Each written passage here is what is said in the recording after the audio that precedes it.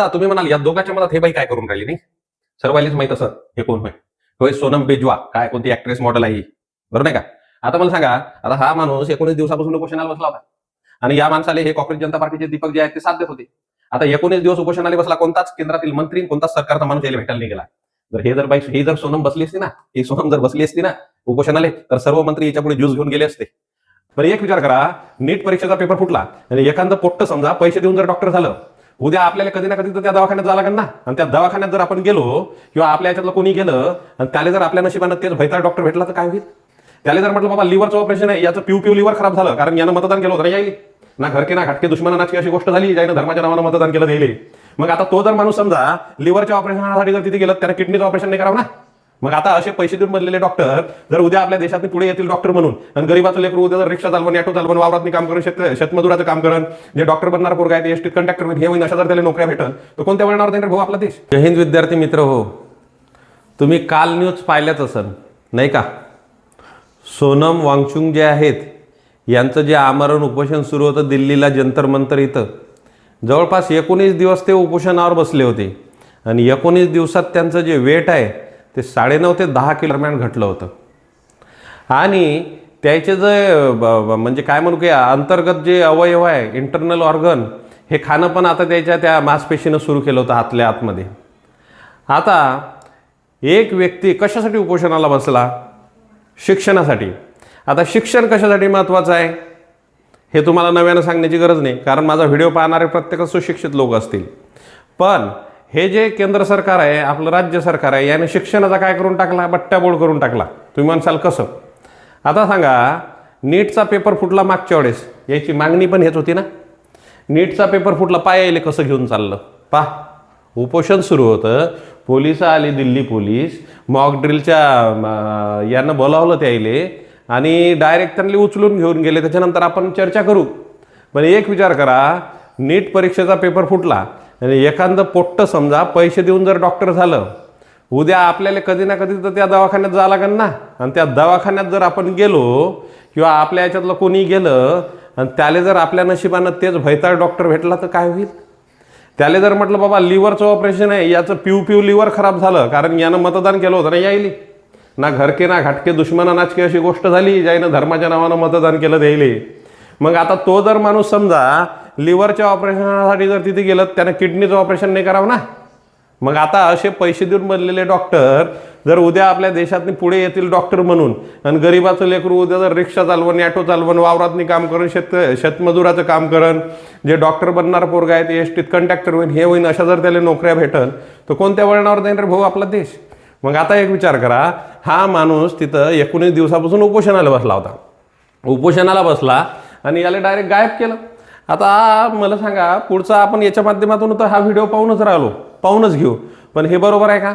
म्हणून म्हणतो, शिक्षण हे वाघिणीचं दूध आहे, जे पिन ते गुरगुर केल्याशिवाय राहणार नाही, डॉक्टर बाबासाहेब आंबेडकरांनी म्हटलं नाही का? म्हणून शिक्षणासाठी जे पॉलिसी सरकार तयार करून राहिलं त्याच्याकडे विशेषतः सरकारनं लक्ष दिलं पाहिजे. समजून राहिलं? आता मला सांगा, आपल्या इथं TETचा पेपर फुटला, ठीक आहे, आता म्हणे MPSCचं ऑनलाईन करतो म्हणे. आता तुम्ही राजो मला एक सांगा, MPSCचा 100 मार्काचा पेपर, आम्ही जर क्लासवाल्यांना पेपर सेट केला ना, त्याच्यात एकही चूक नाही होते एका प्रश्नामध्ये, आणि तुम्ही 5-5 चुका करून राहिले. आता 100 मार्काचा पेपर, त्याच्यात तुम्ही 5 चुका करून राहिले. मला एक सांगा, जर तुम्ही 500 पेपर सेट केले, ते नॉर्मलायझेशन आणि हे शिफ्टन ते शिफ्ट नसन तसं, त्यात किती चुका होईल हो तुमच्या? आणि आम्हाला माहीत राहते का काय होईल काय नाही? तुम्ही MPSCच्या पेपरचे सील पोट्ट्याच्या पुढे फोडत जा, तिथं काय त्या कम्प्युटरमधून कोणाच्या घरी पेपर नेऊन घालताल आम्हाला माहीत आहे का? मग आम्ही शेतकरी शेतमजूर या पोरायनं काय करावं? निरा माशाच माराव का? आणि तुमचे लेकरं काय होईल? तुमचे लेकरं बसतील तिकडे कलेक्टर, उपजिल्हाधिकारी, कलेक्टर, त्याच्यानंतर काय DYSP या पदावर, आणि आम्ही काय करावं? खालच्या माशा माराव? बेलेक हो. ठीक आहे, आता आपण आपल्या व्हिडिओला सुरुवात करू. पूर्ण डिटेलमध्ये व्हिडिओ पहा, लयच कामाचा व्हिडिओ आहे पोरं हो तुम्हाला. कारण आपल्या व्हिडिओचं टायटल पहा काय आहे, आमरण उपोषण करणे खरंच गुन्हा आहे का या देशात?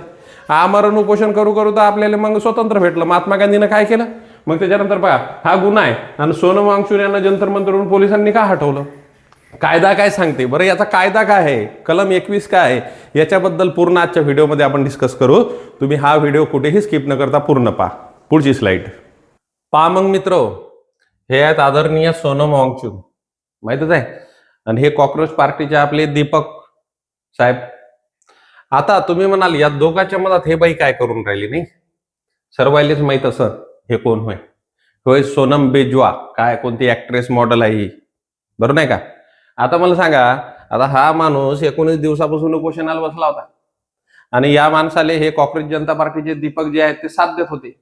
आता 19 दिवस उपोषणाला बसला, कोणताच केंद्रातील मंत्री कोणताच सरकारचा माणूस यायला भेटायला नाही गेला. ही जर सोनम बसली असती ना, ही सोनम जर बसली असती ना उपोषणाले, तर सर्व मंत्री याच्या पुढे ज्यूस घेऊन गेले असते. अरे खरंच गोष्ट आहे ना. मला एक सांगा, आता हा मुद्दा नाही आहे गाड्याचा इथं, पण सांगतो. आपले नागपूरचे गडकरी साहेब हाय आपले रोडचे मंत्री, गोष्टी कायचे करते पेट्रोलियमचे, आणि टाकलं ना त्याच्यात E20, केल्या ना गाड्या खराब. आता आपली जर गाडी खराब झाली तर का त्याच्या घरी घेऊन जाऊ का, आणि फायदा कोणाचा त्याच्या लेकरायचा. एका इंटरव्ह्यू मध्ये पाहिलं होतं मी, माझ्या लेकराला जर म्हणे राजकारणात यायचं असन तर माझ्या लेकराला म्हणे सुरुवातपासून मी जसे म्हणे बीजेपीचे ते काय म्हणते ना ते पोस्टर लावले होते म्हणे, आम्ही क्लासचे पॉम्पलेट लावतो तसे पोस्टर लावले होते, तसे माझ्या पोराले तिथून सुरुवात करायला लागणार. काय गोष्टीच्याच बाता राजे हो, जर असं खरं बोलत जा. पहा मग आता हे सोनम वांगचूक 19 दिवसापासून उपोषणाला होते. मग यायले 19 दिवसापासून उपोषणाला होते, तर मग आता दिल्ली पोलीस सकाळीच गेली. हे दीपक साहेब जराशे 2 नंबरला गेले होते, मग तेवढ्यात गेली दिल्ली पोलीस. त्याचे जे कोण नवीन जे कमिशनर साहेब आले, त्याचे अनुराग कुमार. हे अनुराग कुमार नवीन कमिशनर साहेब आले, आणि हे आहे सतीश गोलचा, हे आधीचे होते.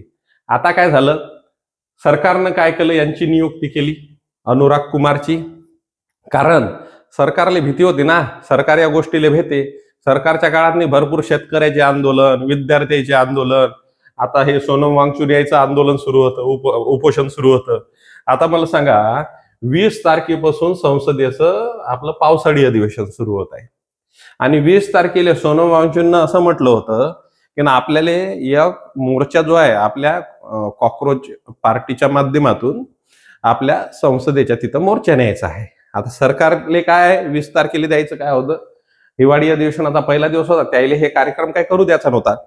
त्यानं मग बरोबर एक माणूस पकडला, त्याच्या माध्यमातून खुटी इकडे अटकून दिली यायची. ती कोणती खुटी आहे ते मी तुम्हाला पुढे सांगूनच राहिलो. तर आता 20 तारखेच्या आधी यायचा कार्यक्रम लंबा करून टाकला ना सोनम वांगचूकचा. काय तर बा आम्हाला तुमची काळजी आहे, कलम 21 अंतर्गत जे आहे म्हणजे राज्याले नागरिकावर म्हणजे काय म्हणून बाकी मरू नाही देत आहेत तुम्हाला, तुम्ही मरण्याच्या स्थितीत आले होते, एवढीच काळजी आहे. तर त्यानं जे म्हटलं की बा ते आपले केंद्रीय शिक्षण मंत्री, काय नाव आहे त्याचं, धर्मेंद्र, त्या धर्मेंद्रजीला राजीनामा देऊ द्या ना. म्हणजे एक माणूस वाचवासाठी तुम्ही एका माणसाला डायरेक्ट उपोषणावर उतरून राहिले आणि एका माणसाला तुम्ही वाचवून राहिले, म्हणजे काय ठरवलं काय आहे बरं. आता यायनं काय केलं, या साहेबानं सकाळीच दिल्लीला जे आहे मॉक ड्रिल आहे बा आपली म्हणून पोलिसाच्या त्या जवानाला बोलावलं, सिव्हिल ड्रेसवर एकदम टी शर्टा घालून. मग यायनं बोलावलं आणि डायरेक्ट त्याला सांगितलं की आपल्याला या ठिकाणी जायचं. यायचं आधीच म्हणजे शुक्रवारी आधीच हे सबन शिजलं होतं, आणि यायनं बोलावलं. आणि बोलवल्यानंतर काय झाले, ते पोलीसवाले गेले त्याला सांगितलं तुमच्याजवळ म्हणे 30 सेकंदात तुम्हाला जायचं स्टेजपर्यंत, पट्ट काय करायचं ते उचला, आणि त्याला 30 सेकंदात आपल्याला त्या 30 सेकंदामध्ये हा पूर्ण कार्यक्रम करायचा. म्हणजे अर्धा मिनिटाचाच टाइम दिला होता, एवढं जबरदस्त. बरोबर त्या सकाळी जसे लोक संडासले, कोणी कुठं जाते, तेवढ्याच टाइमात हे पोलीसवाले आले, रपारप पोलीसवाले आले. आणि पोलीसवाल्यानं काय केलं, अशा पद्धतीनं पूर्ण हे चादरी विद्री लावल्या, हे पांढरे काय त्यानं घेऊन आले. ते असं उपोषण तर पहिल्यांदा उठवताना पाहिलं बा आपण, जेव्हापासून जन्माले आलो. आतमध्ये सोनम वांगचूक जी बसले होते त्याला चादरीत म्हणजे टाकलं, मगाशी पाहिल्याप्रमाणे असा पोलिसाचा फौजफाटा होता. पटकन अँब्युलन्स मध्ये टाकलं, अँब्युलन्स ते सफरजंद कोणतं तरी हॉस्पिटलला तिथं घेऊन गेली. आता अशा पद्धतीनं एखाद्या माणसाचं उपोषण जवळ आल्यानंतर भिवून असं काढणं कितपत योग्य, जरा तुम्हीच कमेंट्स मध्ये सांगा. आणि तुम्हाला जर हे खरंच कंटेंट आवडत असेल तर सांगा, म्हणजे याला शेअर करा. आता पहा, हे सोनम वांगचूक कोण आहे, तर हे म्हणजे हवामानाचे अभ्यास करणारे तसे शिक्षण तज्ज्ञ आहेत सोनम वांगचूक. कॉक्रोच जनता पार्टीच्या बॅनर खाली यायनं काय केलं होतं, उपोषणाला सुरुवात केली होती. मग यायनं कधी सुरू केलं होतं, 28 जून 2026 पासून कोणत्या ठिकाणी सुरू केलं होतं, जंतर मंतर येथे बेमुदत उपोषण सुरू केलं होतं. मागण्या काय होत्या याच्या, जे नीट परीक्षेत प्रश्नपत्रिका फुटली, त्या परीक्षेत वारंवार होणाऱ्या अनियमिततेच्या पार्श्वभूमीवर केंद्रीय शिक्षण मंत्री धर्मेंद्रजी प्रधान यांच्याकडे परीक्षा पद्धतीचा व्यापक सुधारणांची मागणी होती. आणि याचा राजीनामा पण द्या म्हणे बा तुम्ही. मी त्याचा फोटोही नाही लावला. काय करता अशा माणसाचा फोटो लावू? अरे शिक्षण मंत्री या तुम्ही, जरासं लक्ष द्यायला पाहिजे राजू तुम्ही.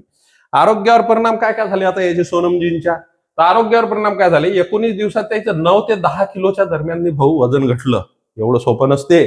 आणि अधिक वजन घटले. दीर्घकालीन उपासमारीच्या दुसऱ्या टप्प्याचा प्रवेश, अवयव निकामी होण्याचा धोका होता. आता पहिले काय होते, आपलं ग्लुकोज वगैरे ते खाऊन टाकते, त्याच्यानंतर चरबीचा नंबर येते, आणि त्याच्यानंतर जे ऑर्गन आहे, ऑर्गनवरची जी चरबी आहे, आपल्या अंतर्गत अवयव आहे त्याच्यावरची चरबी उपासमारीच्या वेळेस काय होते, खाल्ले जाते, अवयव निकामी पडू शकते. अशामध्ये माणूस मरण्याचाही धोका असते. अशा वेळेस त्याच्यासोबत म्हणजे सरकारच्या प्रतिनिधीने जाऊन त्याच्यासोबत चर्चा करावं. काय पाहिजे बा तुम्हाला, तुमचं काय म्हणणं आहे? आम्ही तुमच्या एवढ्या मान्य करू शकतो, एवढ्या नाही करू शकत, ऍटलीस्ट भेटायला तर जा. आता कसं विरोधी पक्षवाले सर्व भेटायला चालले होते. आपले आम आदमी पार्टीचे काय नाव आहे त्याचं, ते भेटायला गेले होते. त्यानंतर आपल्या सुप्रिया सुळेजी, आणखी भरपूर नेते आपले विरोधीवाले भेटायला गेले होते. त्यांच्यामुळे काय झालं, सरकारला वाटलं आता काही आपलं खरं नाही. मग आता पुढे पहा काय म्हणते. हे प्रकरण दिल्ली उच्च न्यायालयात का पोहोचले? आता बघा, या सरकारनं काय केलं, त्याच्या माणसाले जे आहे ते जनहित याचिका टाकायला लावली. PIL कुठं टाकायला लावली? दिल्ली उच्च न्यायालयात. कोणत्या वकिलाच्या माध्यमातून? राकेश कुमार सैनी. राकेश कुमार सैनी या वकिलाच्या माध्यमातून एका व्यक्तीनं जनहित याचिका टाकली. आता याचिकेत युक्तिवाद काय होता? जर वांगचुकने उपोषण सुरू ठेवले तर 2 दिवसात त्याचा मृत्यू होऊ शकतो. अबे खरं खरं सांगा ना, 20 तारखेपासून तुमचं अधिवेशन सुरू होणार होतं, काय तुम्ही सांगून राहिले? म्हणून मागणी काय होती याचिकावाल्यांची? वांगचुकला रुग्णालयात दाखल करून आवश्यक वैद्यकीय उपचार द्यावेत, गरज पडल्यास त्यांना जबरदस्ती अन्न भरण्यास सांगावे. ठीक आहे, हुकुमशाही फुल ठीक आहे. त्यानंतर मुख्य युक्तिवाद काय होता? सार्वजनिक आंदोलनादरम्यान एखाद्या नागरिकाला उपासमारीने मरू देणे हे जीवनाचे संरक्षण करण्याच्या राज्याच्या घटनात्मक कर्तव्याचे अनुच्छेद 21चे उल्लंघन आहे.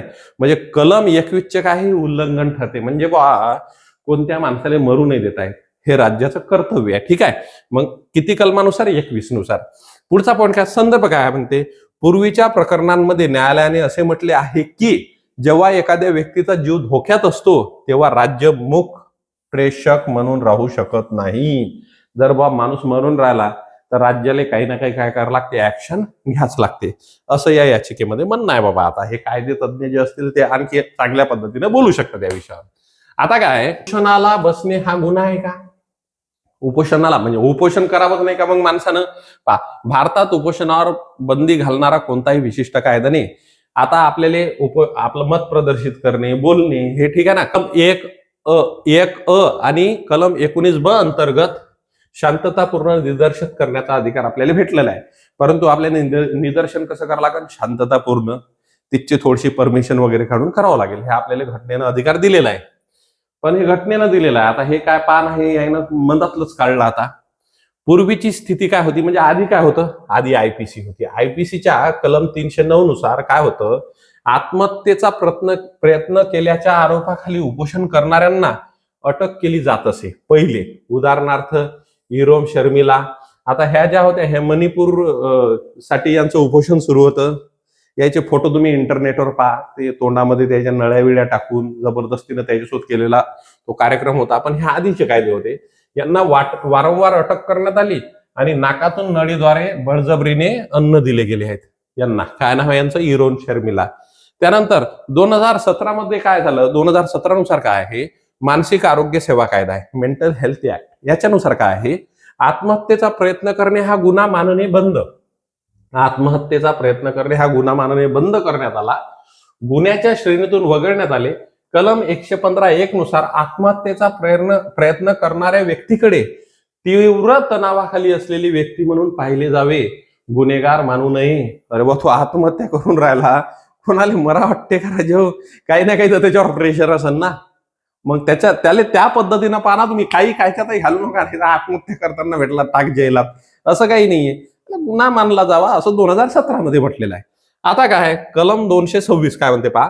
आत्महत्येचा प्रयत्न करणे हा गुन्हा तेव्हाच मानला जाईल जेव्हा तो प्रयत्न एखाद्या लोकसेवकाला त्याचे कर्तव्य बजावण्यापासून रोखण्याचा किंवा त्यावर प्रभाव टाकण्याच्या उद्देशाने केला असेल.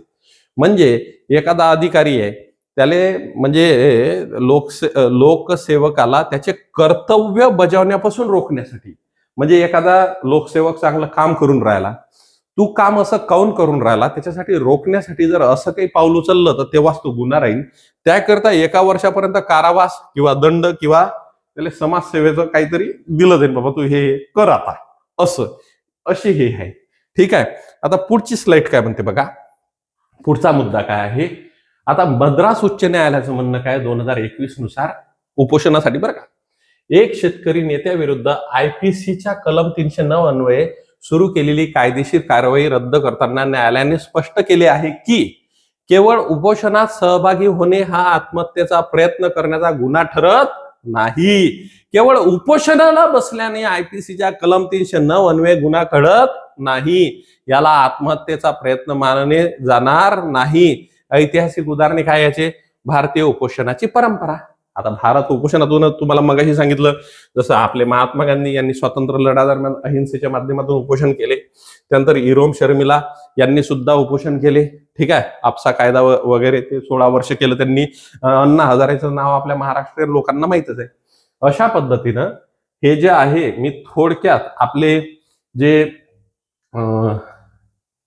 सोनम वांगचुक आहे यांच्याबद्दल आणि खरंच उपोषण करणे हा कायद्यानं गुन्हा आहे का याच्याबद्दल मी थोडक्यात तुम्हाला माहिती दिली आहे. मित्र, हे जर माहिती तुम्हाला आवडली असेल तर खरंच व्हिडिओला लाईक करा, शेअर करा. जर तुमच्या काही प्रतिक्रिया असेल तर त्या सबस्क्राईब करा. जय हिंद, जय महाराष्ट्र.